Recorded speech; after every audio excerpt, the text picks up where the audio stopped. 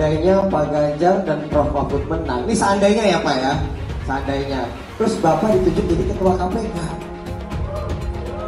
setuju gak? Ini seandainya nih, setuju ya? Nah kalau ketua KPK ini kolektif, gak ada guna. Lu kalau anggap gue jadi jaksa agung dong. Spesifik loh itu. Lalu kalau jadi jaksa agung apa yang mau saya lakukan? Makanya saya gak malu-malu, gue mau minta. Lu tanya gue minta dong. Iya. Apalagi cuma andai-andai ini mah gampang ngomong aja. Ya nggak? Kalau gue terima dari orang bukan dari kakek emak gue, nenek gue, bukan hibah, namanya gratifikasi bos. Iya dong. Nah kita nggak usah munafik lah, pakai kosakata yang aneh-aneh. Nah kita bereskan. Bisa dilaksanakan nggak? Makanya ada yang isu. Kalau gitu lu jadi menteri keuangan aja lu beresin. Lu nggak kayak gue mau jadi apa? Cuma dua lah. Kalau acaranya nggak, jaksa agung atau menteri keuangan misalnya. Yang mulutnya ember mengatakan kalau mau tahu karakter seseorang kasih dia jabatan. Bener banget itu. Pantas dia begitu dikasih jabatan gubernur, koar-koar, mulutnya ember, masuk penjara. Bener juga itu. Dulu sebelum dia jadi gubernur nggak ember, sesudah jadi gubernur dikasih jabatan, koar-koar, masuk penjara. Makanya kalau ngomong bercermin dulu. Ternyata kalimat itu untuk dirinya sendiri. Ngaca dulu bos, ngaca. Yang menang 02 Pak Jokowi, kamu harusnya milih mereka. Kamu bisa jadi dirut terus jadi menteri. Saya tawarkan jadi dirut Pertamina Juni kemarin. Terus dia akan bilang begitu menang, Maret ini akan reshuffle, saya diangkat jadi menteri. Tapi saya bilang, justru kalau Ganjar akan kalah, saya harus melepaskan jabatan saya untuk fight untuk kemenangan Ganjar. Jadi kita jangan menggunakan persepsi yang salah, saya bilang gitu loh. Kalau kamu merasa Ganjar akan kalah, tidak bisa satu putaran, kamu harus keluar dong untuk all out berjuang buat dia. Lalu mereka bilang, kalau gitu kamu mau makan apa? Terus saya takut-takutin. Ini saya nggak usah sebut namanya lah yang udah keluar DPD Perjuangan. Telepon saya, kamu masih ingat loh, jasanya loh, napi dijadikan komut. Saya bilang, saya jadikan napi, ini siapa? Dia juga yang jadikan saya napi toh. Itu yang saya alamin sebetulnya, tapi saya nggak bisa cerita terlalu banyak. Makanya saya bilang, saya berharap dengan keluarnya saya dari Pertamina, dengan gaji bonus begitu besar, harusnya Bapak Ibu sadar, kenapa saya lakukan ini. Kenapa saya tidak memihak ke sana. Karena harapan bangsa ini ada di PDIP dan di Ganjar. Kita nggak perlu heran kalau sebelum ini Pak Ahok sudah didekati oleh para ajudan dari Pak Jokowi. Mereka membujuk Pak Ahok agar mengarahkan suaranya untuk mendukung paslon Prabowo Gibran. Selain dibujuk, sudah pasti Pak Ahok pun diiming-imingi oleh jabatan tinggi. Kabarnya nih, kalau Prabowo Gibran menang satu putaran, Pak Ahok akan langsung diangkat menjadi Direktur Utama PT Pertamina. Setelah menduduki jabatan Direktur Utama PT Pertamina, Pak Ahok bakal diangkat menjadi Menteri BUMN. Menggantikan Pak Erick Thohir. Iya, menggantikan Pak Erick Thohir. Tawaran dan bujukan dari Pak Jokowi pun ditolaknya mentah-mentah. Jabatan bergengsi itu rela dia tinggalkan demi bisa berjuang bersama Mas Ganjar dan Prof Mahfud.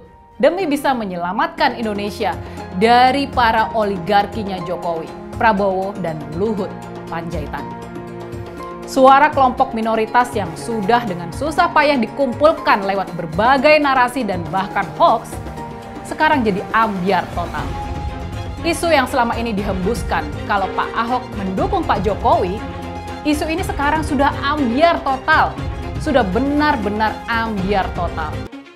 Lihat Pak Mahfud, kok Pak Mahfud gini nggak mau pilih?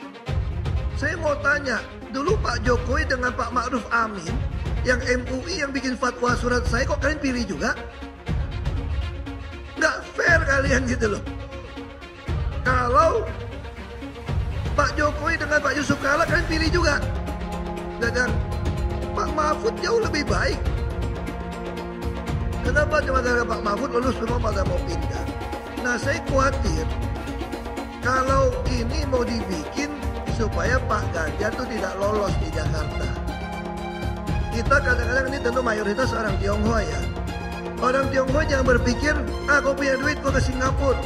Saya mau kasih tahu nih, kalau sampai yang berkuasa cabut paspor Anda, semua harta Anda bisa diambil. Ini bicara ideologi nih. Kita nggak mau lagi terulang peristiwa tiap kali ada kejadian orang Tionghoa jadi korban. Ini nggak bisa lagi terjadi. Makanya saya bilang kan, terus kemarin mereka tanya, kenapa kamu mundur? Karena rata-rata orang berpikir saya kan mendukung bukan nomor 3.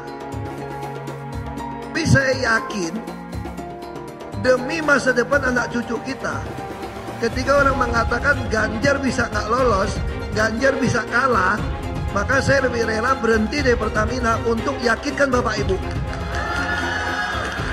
Ya kan? Bahwa Ganjar satu-satu harapan kita untuk ke depan. Bahwa PDI Perjuangan satu-satu partai yang konsisten membela yang namanya dicap minoritas. Nggak ada partai yang konsisten lakukan itu. Coba bayangin, saya disuruh mundur cuma Ibu Mega yang bilang, kenapa Ahok nggak mau maju? Dia bisa kerja, kenapa nggak mau maju? Cuma karena namanya Ahok. Kasus Gibran itu sudah selesai, bahwa dia sah menjadi calon. Tapi karena di atasnya ada moral dan etika, maka ada hukumannya 2. Pelanggaran etiknya itu dikenakan kepada oknum. Misalnya ketua MK yang sudah diberhentikan itu karena jelas-jelas dia terbukti melakukan pelanggaran berat di dalam bidang etika sehingga diberhentikan. Tapi saudara, karena etika ini berkaitan dengan moral, hukum formal tidak mencakup. Tapi kalau setiap orang mengatakan ini anak haram konstitusi, itu kan hukuman sosial di tengah masyarakat. Hukuman moral juga, Anda tidak sah gitu. Anda karena pertolongan angkel paman, karena Anda ini merekayasa hukum. Itu adalah cibiran masyarakat yang tidak akan pernah terhapuskan selama hidupnya. Pak Mahfud kok makin kesini makin kesono. Pak, itu bukan pertanyaan receh. Justru Anda yang terlihat recehan sekarang. Satu Indonesia ini juga paham kalau Anda itu hanya ngerti dan jagonya di bidang hukum, yang lain kagak ngerti apa-apa. Jadi bilang aja emang Anda nggak ngerti. Lalu, saya juga bingung nih, kenapa selama debat kemarin, Anda seakan-akan ingin menjatuhkan pemerintahan yang sekarang ya, di mana Anda itu ada di dalam pusaran di sana. Ngapain juga Anda tanya-tanya, kenapa Pak Jokowi kok impornya jadi tambah besar? Kan lu ada di pemerintahan itu, kenapa kemarin nggak ngomong? Kok kenapa sekarang baru bunyi? Kenapa juga baru ngomong, hukum di Indonesia tumpul ke atas dan tajam ke bawah? Kan lu polhukamnya, gimana sih? Lu yang receh. Membiarkan emak-emak dan ibu-ibu untuk melahirkan anak-anak yang tidak berakhlak itu adalah satu dosa besar kepada bangsa ini. Pak Mahfud kan gak ada yang menyelesaikan masalah. Anggotanya mengeluh-mengeluh semua kok. Bagaimana? Jadi jangan terlalu banyak bikin tim itu ya kan. Tetapi kan eksekusinya seperti apa? Satu aja nggak bisa diselesaikan, apalagi banyak. Kalau ada yang tiba-tiba bicara soal etika, adab, moral, apapun itu, sodorkan cermin sama mereka. Menurut saya Gibran tidak ingin sedang merendahkan siapapun. Inilah Mas Gibran kemarin itu entah disengaja atau tidak, tapi dia hadir memberikan kaca buat kedua pasangan lainnya. Bahwa apa yang kalian lakukan kemarin, bahwa apa yang kalian bangga-banggakan kemarin, ketika itu menimpa kalian, nggak enak perasaan kalian kan? Ketika kalian dijelaskan bahwa ini tidak etis, ini tidak beradab, kalian punya 1000 pembelaan. Maka ketika kalian bilang Mas Gibran tidak beretika dan tidak beradab, kita juga bisa punya 1000 pembelaan. Saya juga nyari etika Bapak debat yang kemarin itu yang nyerang Pak Prabowo. Tanahnya, nilai kinerjanya di Kemenhan, terus nyerang secara personal pribadi. Apa itu etika juga Pak? Kayak gitu. Giliran Gibran aja baru bumbu-bumbu dikit itu masih menyangkut temanya, udah dibilang nggak beretika. Lagian lithium peroxide beneran ada Pak gitu. Kalau kita penonton nggak ngerti apa sih itu, googling dulu oke. Lah ini calon pemimpin harus ngerti dong.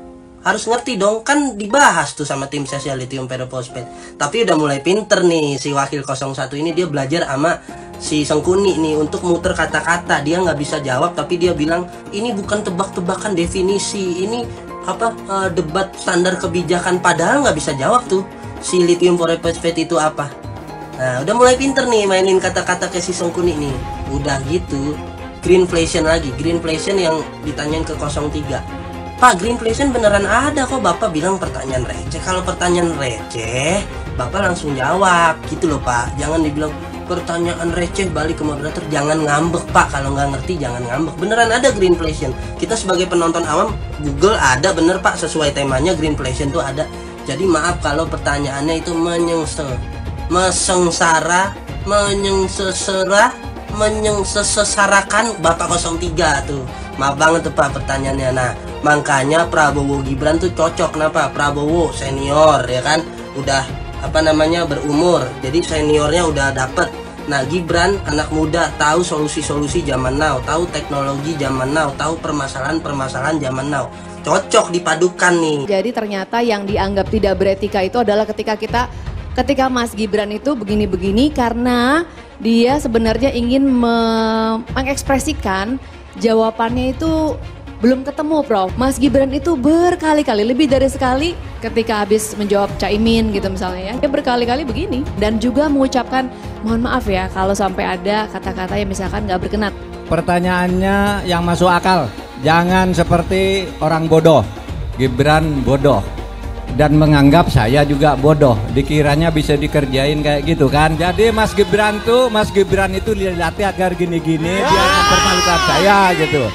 Dari apaan, Bob? Padahal yang dilihatkan Mas Gibran tuh nada isinya, sehingga saya katakan ini pertanyaan receh. Itu kan secara akademis untuk anak SD kelas 3. Maka saya katakan tidak layak dijawab untuk sebuah forum terhormat. Betul. Maunya mempermalukan kan, sepermalukan balik pelatih. Betul. Saya sudah berdiskusi dengan ratusan orang pandai, selalu memuaskan. Tapi yang paling sulit itu berdiskusi dengan orang bodoh. Bagaimana cara mengatasi greenflation? Apa sih inflasi hijau? Itu kan ekonomi hijau. Saya lagi nyari jawabannya Prof. Mahfud. Saya nyari-nyari di mana ini jawabannya. Kok nggak ketemu jawabannya? Saya tanya masalah inflasi hijau kok malah menjelaskan ekonomi hijau. Ini tadi tidak saya jelaskan karena kan beliau kan seorang profesor. Sesuai dengan Oke, greenflation adalah inflasi hijau. Sesimpel itu. Saya juga ingin mencari itu jawabannya ngawur juga itu. Gila ini. Ngarang-ngarang ndak karuan, mengkaitkan dengan sesuatu yang tidak ada gitu ya. Begini loh, kalau akademis itu gampangnya kalau bertanya yang kayak gitu-gitu tuh recehan gitu. Recehan. Oleh sebab itu tidak layak dijawab menurut saya. Dan oleh sebab itu saya kembalikan saja ke moderator. Ini tidak layak dijawab pertanyaan kayak gini. Tidak ada di jawabannya. Sepertinya Prof. Mahfud agak ngambek ya. Soalnya saya sudah 2 kali memberikan pertanyaan yang sulit. Carbon capture, greenflation, selalu dikomenin pertanyaan receh. Ya kalau receh ya dijawab Pak, gitu loh. Segampang itu. Gibran, saya menghormati Anda sebagai calon wakil presiden sehingga saya tidak akan bicara secara menjebak dan receh-receh. Saya bangga kenapa? Karena Gus Muhaimin menjaga marwah debat. Yang kedua, menunjukkan sikap yang menghormati lawan bicara, menghargai dan tidak sedikit pun merendahkan orang yang sedang menjadi lawan debat. Dan Gus Imin menunjukkan kepada kita sikap yang terhormat. Dan itu semua didasari apa? Semua mulai dari etik, semua mulai dari etika. Kalau etik itu dihormati, ditinggikan, maka perilaku akan mencerminkan itu. Pak Ganjar dan Pak Anies itu datang dengan tingkat akurasi data yang sangat rendah. Bahkan tadi saya sebut kecenderungan punya kebohongan. Kalau kemudian ada nilai, kan kalau Pak Ganjar menilai 5, itu kan menilai 5 itu menilai kinerja hukum Indonesia yang di bawah Pak Jokowi dinilai oleh Pak Ganjar itu 5. Padahal Menteri Menko Polhukamnya itu adalah wakilnya Pak Ganjar. Nah, termasuk ketika Pak Anies misalnya kasih penilaian yang sangat subjektif, nggak tahu apa-apa, cuma nggak punya bahan apa-apa, ya sudah, rasanya karena nggak suka dengan orang yang bekerja di situ, ya sudah dikasih nilai sesukanya saja. Jadi ini menurut saya, ya itu yang tadi saya sebutkan, objektivitasnya rendah, kompetensinya rendah, tapi kemudian memberikan nilai berdasarkan tendensi pribadi yang tidak suka itu. Dari debat ini, betul Pak Prabowo adalah menjadi sosok yang paling sabar. Dan itu adalah ciri-ciri negarawan. Dan ketika diserang kanan kiri, beliau tetap sabar, mempertahankan apa yang tidak perlu beliau sampaikan untuk keutuhan bangsa. Bapak Presiden menyampaikan, Bapak punya lahan lebih dari 340.000 hektar, sementara TNI kita, prajurit kita, selebih dari separuh tidak punya rumah dinas. Itu fakta, tidak perlu dibicarakan secara tertutup. Itu kekurangan yang harus kita perbaiki. Dan ketika tadi Bapak mengatakan, Bapak akan meningkatkan kesejahteraan. Pak, Bapak ini sudah Menhan selama 4 tahun, hampir 5 tahun. Bukan calon Menhan, jadi harusnya menunjukkan inilah yang sudah saya kerjakan, bukan mengatakan apa yang akan dilakukan. Nah, saya menyampaikan bila saya ditugasi maka kenaikan gaji dilakukan tiap tahun, maka perumahan prajurit TNI dipastikan dibangun sehingga mereka tidak perlu ngekos, tidak perlu mereka sewa, dan mereka bisa tenang. Mereka diminta mempertahankan setiap jengkal, tapi kita tidak memberikan tempat tinggal bagi mereka berdinas. Itu tidak benar, itu harus dikoreksi. Ketika kepercayaan dari Ibu dan Bapak saudara sekalian diberikan kepada kami, maka kami insya Allah akan mengembalikan posisi Indonesia. Apa yang kita kerjakan di level dunia membuat Indonesia bisa menjadi tuan rumah di negeri sendiri. Sebuah ironi, karena itu kita ingin mengembalikan. Dan 700 triliun anggaran Kementerian Pertahanan tidak bisa mempertahankan itu, justru digunakan untuk membeli alat-alat alutsista yang bekas. Di saat tentara kita lebih dari separuh tidak memiliki rumah dinas, sementara menterinya punya, menurut Pak Jokowi, punya lebih dari 340 hektar tanah di Republik ini. Ini harus diubah. Tambah lagi food estate singkong yang menguntungkan kroni, merusak lingkungan, dan tidak menghasilkan. Ini harus diubah. Kami akan memulai dengan kepemimpinan yang menjunjung tinggi etika, kepemimpinan yang mengandalkan data, informasi, kapasitas yang serius. Kita ingin Republik ini berperan di level global, dijaga secara serius untuk rumah tangga, untuk nasional, sehingga kewibawaan kita adalah kewibawaan berdasarkan kekuatan. Untuk itu kita butuh perubahan. Dari si penegakan hukumnya dulu. Maka kalau saya mulai dari sini, maka yang mesti dilakukan adalah pemiskinan. Yang kedua, perampasan aset. Maka segera kita bereskan undang-undang perampasan aset, dan untuk pejabat yang korupsi bawa ke Nusa Kambangan agar bisa punya efek jera bahwa ini tidak main-main. Tidak ada lagi jual beli jabatan. Yang kedua, jangan biarkan mereka store pada pemimpinnya. Kalau ini terjadi, kerunyaman itu akan muncul dan pemimpin tidak boleh ragu untuk memutuskan itu. Menko Polhukam itu sudah ada lebih dari 15. Tapi saudara, di dalam sejarah kan tidak pernah ada Menko Polhukam melakukan tindakan hukum. Karena alasannya saya kan hanya koordinator. Kalau saya sikat semua. Koruptor, mafia, penjahat, saya ikut turun tangan. Dan itu kalau saya ada di posisi baru yang lebih luas kewenangannya, itu nanti akan lebih banyak yang saya lakukan untuk itu. Republik ini penuh dengan pengorbanan, tahu tidak? Mengapa sekarang kalian yang baru berkuasa itu mau bertindak seperti waktu zaman Orde Baru?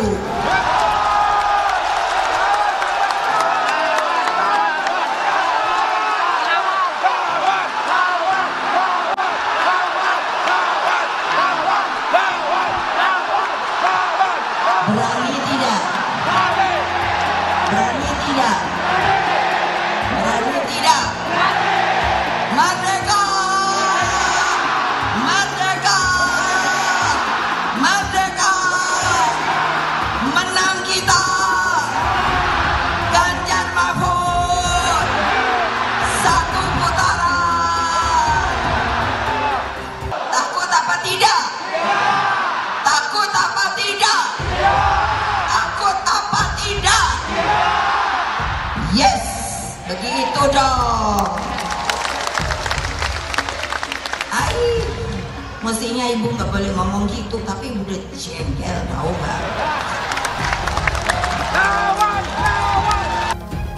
Nah, yang pasti kalau buat saya dibandingkan misalnya Pak Gibran jadi maju gitu, Mas Gibran gitu ya.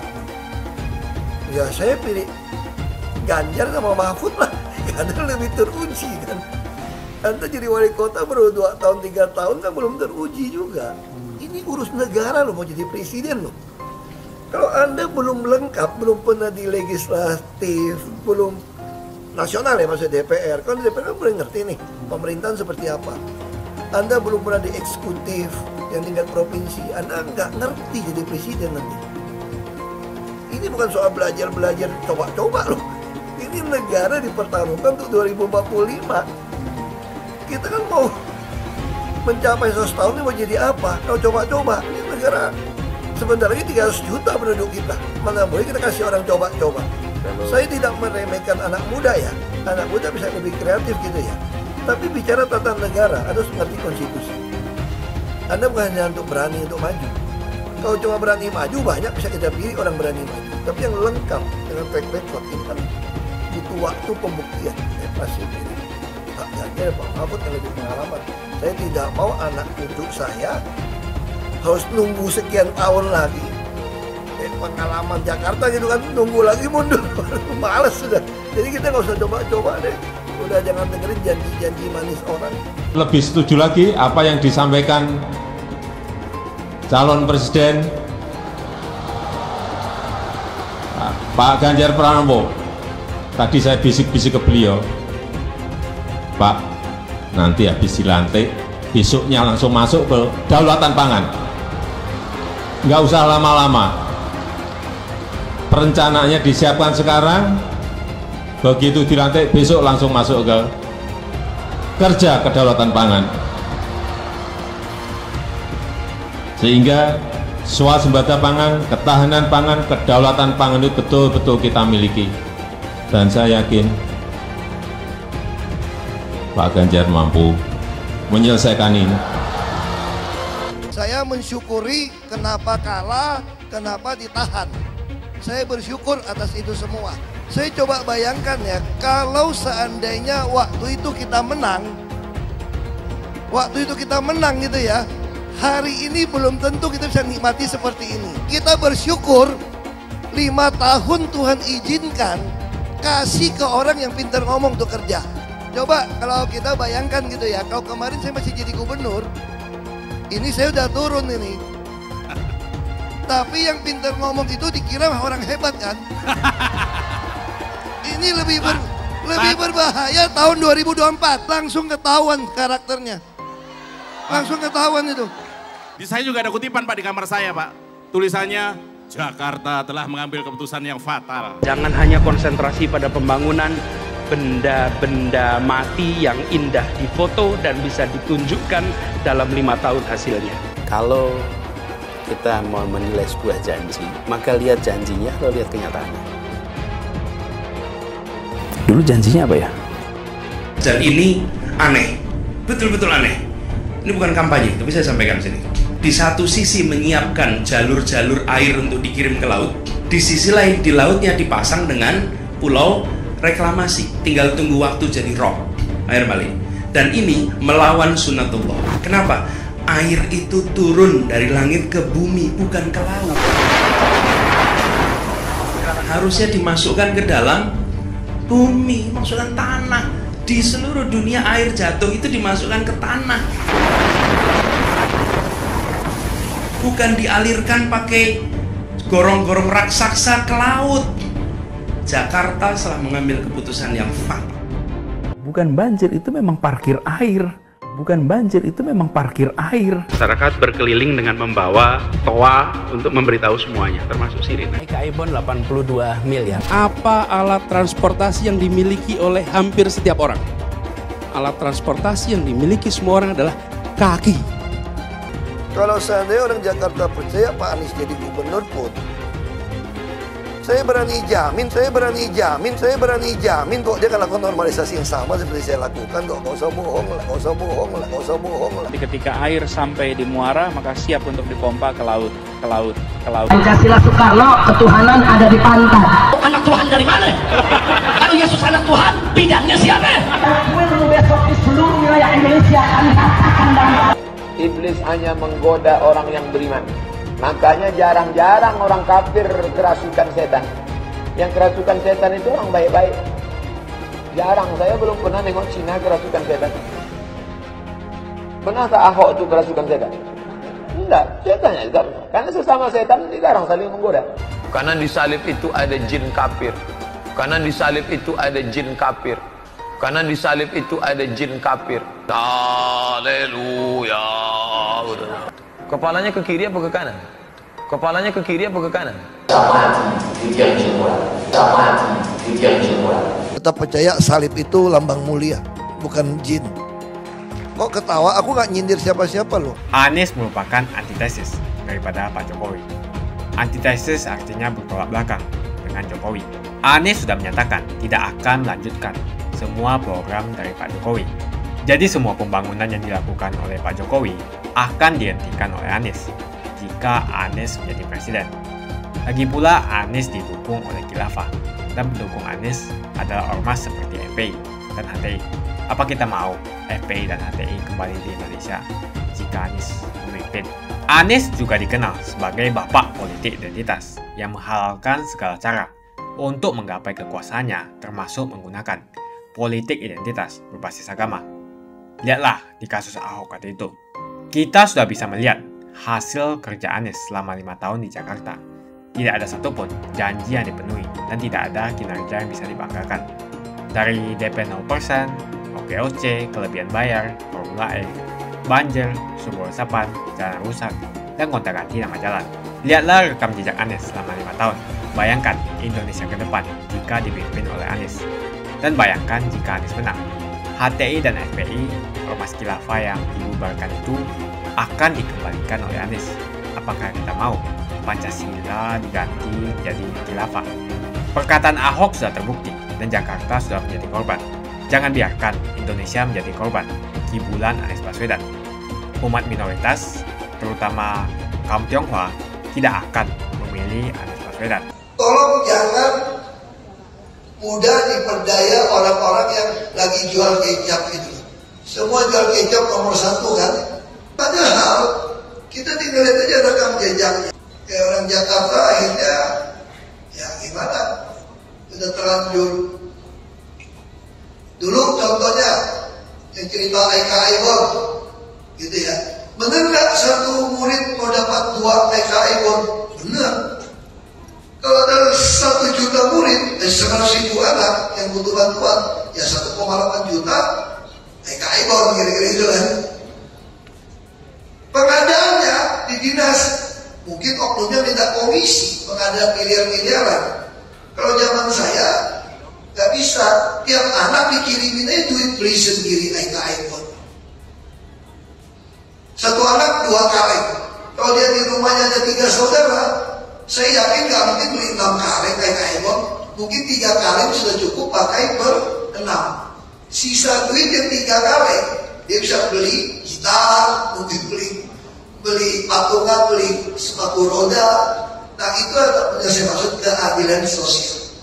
Karena negara ini didirikan untuk mewujudkan keadilan sosial, bukan bantuan sosial. Hati-hati. Ada lagi yang bilang, mau pilih ini karena kasih dapat bantuan sosial. Yang ini nggak mau saya pilih karena keadilan sosial. Padahal kalau ada keadilan sosial pasti ada bantuan sosial dong. Kalau ada bantuan sosial belum tentu adil, karena terimanya belum tentu pas. Ya kan itu mesti. Jadi kalimat-kalimat ini hati-hati Bapak Ibu menerjemahkan kalimat tim sukses ini. Padahal kita tinggal lihat aja rekam jejaknya. Siapa yang mau taat konstitusi? Konstitusi kita Undang-Undang Dasar 45 mengatakan apa? Fakir miskin dan yatim piatu dipelihara oleh negara. Karena Bapak Ibu rata-rata sudah nonton debat capres cawapres 5 kali ya saya kira ya. Setelah lihat, saya pribadi ini selalu ingin Pak Jokowi meneruskan pembangunan. Itu makanya ketika Pak Jokowi akan melanjutkan di 2019, posisi tipis tuh dengan Pak Prabowo. Lalu adik saya datang ke saya karena dia baik sama keluarga Pak Prabowo, dia pengen saya dukung Pak Prabowo. Bingung juga ya, nanti lu jadi menteri lu, kan lumayan dong menteri gitu kan. Terus beruntung a friend is always loyal. Seorang teman itu pasti setia. Bagi saya itu jawaban Tuhan buat saya. Ketika adik saya datang kepada saya bilang mohon maaf, saya pilih Pak Jokowi bukan pilih Pak Prabowo. Karena saya ingin Pak Jokowi menuntaskan 10 tahun. Mau memperbaiki negara ini, kita mungkin butuh 10-20 tahun ini untuk bereskan negara ini. Butuh 20 tahun. Kalau Pak Jokowi diganti oleh Pak Prabowo waktu itu, saya nggak percaya karena Pak Prabowo nggak pernah jadi pejabat. Dulu aja kan bagian dari Orde Baru, macam saya kurang percaya lah ya. Saya gimana pun bela Pak Jokowi, tapi kenapa saya tahu ini panggilan untuk dukung Pak Jokowi? Karena kalau Pak Jokowi jadi presiden, Pak Ma'ruf Amin jadi wapres, yang keluarkan fatwa MUI bikin gua masuk penjara, bos. Iya kan? Iya dong. Kalau pilih Prabowo jadi menteri, wah bisa jadi keluar. Kalau pilih ini, masa dia jadi wapres? Ketemu jam tangan. Tapi disitulah saya belajar. Ya, ditanyakan bagaimana untuk bisa kita menghadapi itu semua. Saya belajar kepentingan pribadi di atas kepentingan nasional. Saya putuskan Pak Jokowi harus menang. Sekalipun hasilnya Pak Ma'ruf Amin jadi wapres dan saya mesti cium tangan dia di istana kira-kira gitu. Tapi demi saya ingin nawacita yang sudah dirumuskan oleh PDI Perjuangan sejak 2014 yang dijalankan oleh Pak Jokowi, yang saya rela di 2019 membiarkan seorang Ma'ruf Amin jadi wakil presiden. Bagaimana saya rela membiarkan ini mentok. Yang paling mengikuti program Pak Jokowi itu cuma Pak Ganjar. Kita satu partai. Yang menyusun nawacita Pak Jokowi dari pertama 2014 itu PDI Perjuangan, bos. Jadi bagi saya kalau meneruskan nawacita yang udah jalan 10 tahun, saya butuh orang yang ngerti nawacita ini 10 tahun ke depan ini. Pak Ganjar bisa 10 tahun lagi. Kalau Anies sudah jelas di DKI. Semua yang saya kerjakan Pak Jokowi dihilangin. Bila perlu ganti nama apa bisa dihilangin. Dulu Anies bisa menang karena menggunakan agama dan etnis. Isu agama, ras, dan antar golongan dinikmati oleh relawan Anies. Saat itu Anies didukung oleh FPI, HTI, dan pengasong khilafah lainnya. Pada akhirnya Ahok harus kalah, namun kekalahan dia adalah kekalahan yang membuka mata rakyat Indonesia bahwa masih ada orang-orang yang menang dengan cara menggunakan politisasi agama atau politik identitas berbasis agama. Ternyata banyak sekali orang yang dengan mudah terhasut lewat jalan-jalan seperti itu. Relawan Anies terutama dari FPI, HTI, PA212 seperti Bahar Smith dan Rizik Syihab selalu menghujat Cina, etnis Cina. Tapi saat ini negara Cina sudah menjadi nomor 1 di dunia. Saya bangga sebagai Cina. Etnis Tionghoa dicap sebagai pemberontak, sedangkan etnis Arab dianggap sebagai Tuhan atau tuan dari pribumi. Etnis Arab dipuja-puja dan dianggap sebagai dewa. Lihat saja Rizik Syihab dan Bahar Smith dipuja-puja. padahal mereka mengujar kebencian. Pengasong khilafah seperti Rizik Syihab, Bahar Smith, dan teman-teman, mereka hanya buat gaduh di Indonesia. Sedangkan negara yang mereka sanjung-sanjung itu, Arab Yaman, masih belum maju dan masih terbelakang. Saya percaya Indonesia dengan mayoritas pribumi juga akan menjadi negara maju. Seharusnya Arab Yaman belajar dari negeri Cina. Seperti kata kitab suci, belajarlah sampai ke negeri Cina. Anies dan juga pendukung Anies seperti Rizik Syihab, Bahar Smith, dan kelompok-kelompok HTI dan FPI harus belajar ke negeri Cina supaya tidak lagi melakukan kelebihan bayar. Yang jelas saya memilih pribumi, bukan yang dari Yaman. Ganjar jelas pribumi, nasionalis, dan pasti akan melanjutkan visi dan misi dari Pak Jokowi. Suara Ahok merepresentasi warga minoritas, dan etnis Tionghoa mendukung Ganjar Pranowo. Ahok pasti akan mendukung Ganjar, karena Ahok anti radikalisme. Ahok yang jelas tidak akan mendukung Anies Baswedan, karena Anies Baswedan didukung oleh kelompok khilafah, HTI, dan FPI, ormas terlarang itu. Anies merupakan antitesis daripada Pak Jokowi, dan diragukan kenasionalisannya, apalagi pribumiannya. Antitesis artinya bertolak belakang dengan Jokowi. Anies sudah menyatakan tidak akan melanjutkan semua program dari Pak Jokowi. Jadi semua pembangunan yang dilakukan oleh Pak Jokowi akan dihentikan oleh Anies jika Anies menjadi presiden. Lagi pula Anies didukung oleh khilafah, dan pendukung Anies adalah ormas seperti FPI dan HTI. Apa kita mau FPI dan HTI kembali di Indonesia jika Anies memimpin? Anies juga dikenal sebagai bapak politik identitas yang menghalalkan segala cara untuk menggapai kekuasaannya, termasuk menggunakan politik identitas berbasis agama. Lihatlah di kasus Ahok waktu itu. Kita sudah bisa melihat hasil kerja Anies selama 5 tahun di Jakarta. Tidak ada satupun janji yang dipenuhi dan tidak ada kinerja yang bisa dibanggakan. Dari DP 0%, OKOC, kelebihan bayar, Formula E, banjir, sumber resapan, jalan rusak, dan gonta-ganti nama jalan. Lihatlah rekam jejak Anies selama 5 tahun. Bayangkan Indonesia ke depan jika dipimpin oleh Anies. Dan bayangkan jika Anies menang. HTI dan FPI, ormas khilafah yang dibubarkan itu, akan dikembalikan oleh Anies. Apakah kita mau Pancasila diganti menjadi khilafah? Bagian Indonesia Timur yang mayoritas non-muslim seperti Bali tidak akan setuju dengan khilafah atau sistem khilafah. Mungkin Indonesia akan bubar jika Anies menjadi presiden. Perkataan Ahok sudah terbukti dan Jakarta sudah menjadi korban. Jangan biarkan Indonesia menjadi korban kibulan Anies Baswedan. Umat minoritas, terutama kaum Tionghoa, tidak akan memilih Anies Baswedan. Saya yakin karma Ahok mengejar Anies Baswedan. Dulu Anies memainkan politik identitas kepada Ahok. Sekarang Anies dipertanyakan kepribumiannya karena dia dari Yaman. Itu saja opini saya hari ini. Tuliskan opini kalian tentang Anies Baswedan. Jika kalian setuju dengan pendapat saya di video ini, pastikan kalian menekan like di video ini dan bagikan video ini ke teman dan family Anda supaya mereka semua mengetahui tentang informasi ini.